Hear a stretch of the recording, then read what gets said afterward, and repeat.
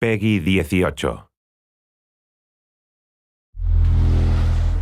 Hi, my name is Ashraf Ismail, Game Director of Assassin's Creed 4 Black Flag, and I'm excited to show you more of our open world locations and activities. This is by far the biggest and most diverse game world we've ever built. Over 50 major locations and more than 75 uncharted islands. In this demo, we will be jumping around to different parts of the Caribbean world and showing off some of this diversity. Here we are on Andreas Island, a coconut island with a pirate village.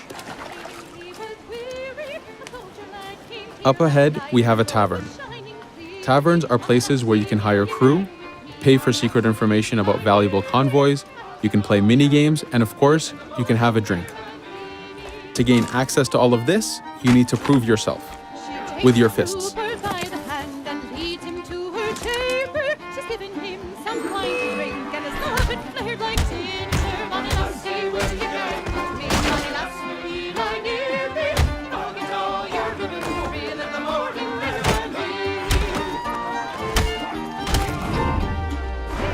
Now that the fight is over, you have access to the tavern and its services.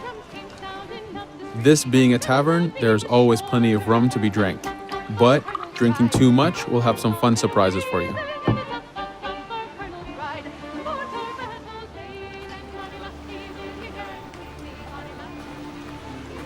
Now let's head to that viewpoint and sync up.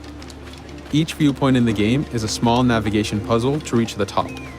Synchronizing unfogs the map, showing you nearby collectibles and activities, and it also becomes a fast travel point so that you can quickly get back here. The world is massive. We need it to make it comfortable and easy for you to get to where you want.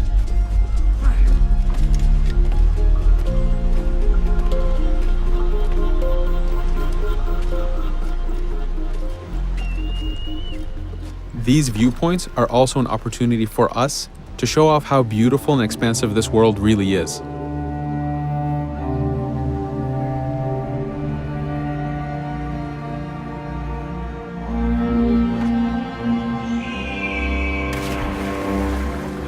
Now we're heading to another important location, underwater shipwrecks. We are now able to access these locations because we recently purchased a diving bell. These are real 18th century devices that pirates and sailors used to access the underwater. Underwater is how the golden age of piracy started. Through an incredible hurricane, tons and tons of Spanish gold was lost at the bottom of the seabed. This attracted poor, jobless sailors and pirates to dive down and grab this treasure.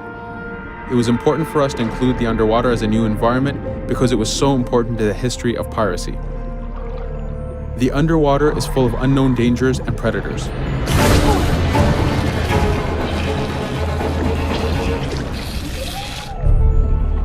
You do have to pay attention and act quick, but the risk is worth the prize as you need a lot of money to get all the upgrades for your ship, the Jackdaw.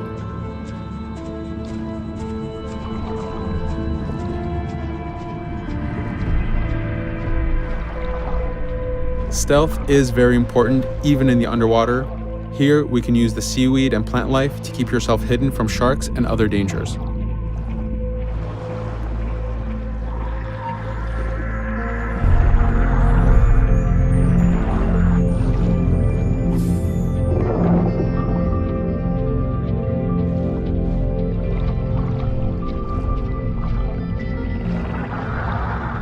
This is an air barrel. It's a one-time air refill, so use them wisely. Of course, you can always go back to the diving bell to refill. We are going to move to a different location now. This is a smuggler cave. This one happened to be accessed from the underwater, but not all of them are. Here, we ran in without looking around, and this got us in a little bit of trouble. But it was only 2 guys and we took one by surprise, so not too bad. Caves are heavy stealth locations. Stealth is key in this game. We've put a lot of effort in to make it a valuable and exciting gameplay for players. Since we came from the underwater, Edward does not have his weapons or guns. You will have to use your stealth tools to get through this. Here, we will utilize the whistle to take out the brute.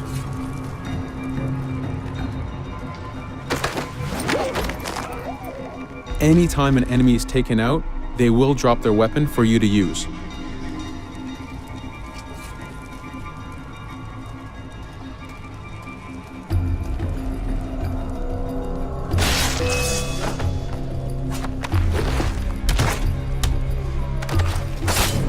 Again, we are taking these guys by surprise and using their own weapons against them.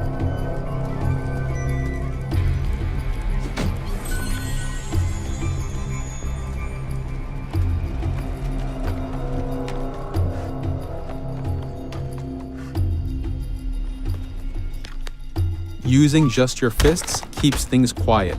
This allows you to take advantage over the second guard.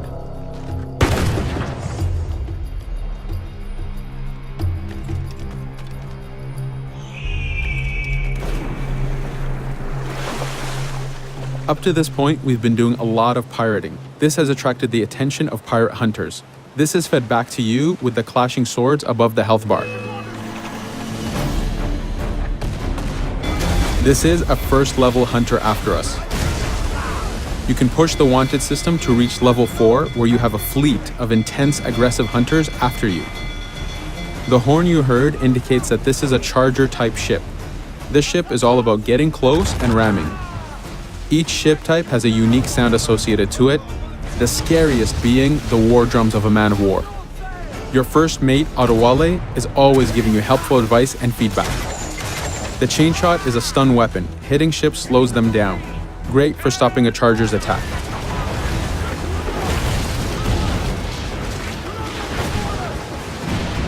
As the masts come down, we can start a boarding.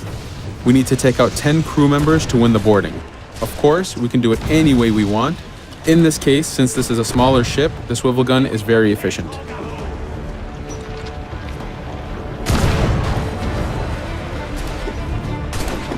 There are many objectives in the boarding system, including destroying powder keg reserves and removing the flag from the top mast. But the most basic objective is to eliminate the crew. Here you can see Edward utilizing his dual cutlasses and guns, combining them in counters and combo attacks. You do have a max of 4 shots before reloading, so make them count.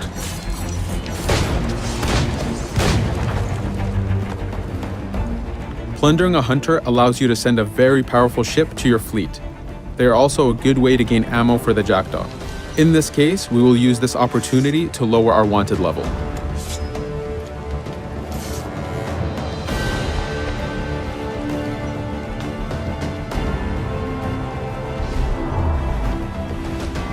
A very important new activity in Black Flag is harpooning.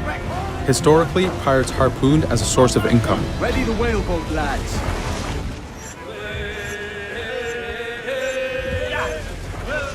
Harpooning is a part of upgrading Edward and his gear. There are many different types of creatures to harpoon, and they are all needed to get every single upgrade. Steady now, lads.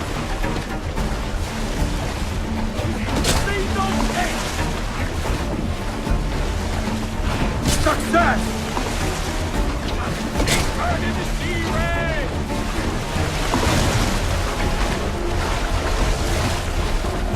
It's weakening! The blast has torn the rope! Stay sharp, lads. This is one of the smaller harpooning targets. Just imagine taking on a great white shark or a blue whale.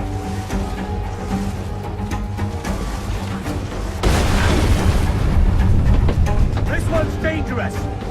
The harpooning activity itself has upgrades, and you will need them to take on the bigger targets. You can upgrade the health of the rowboat, the number of harpoons you carry, and the damage of the harpoons themselves.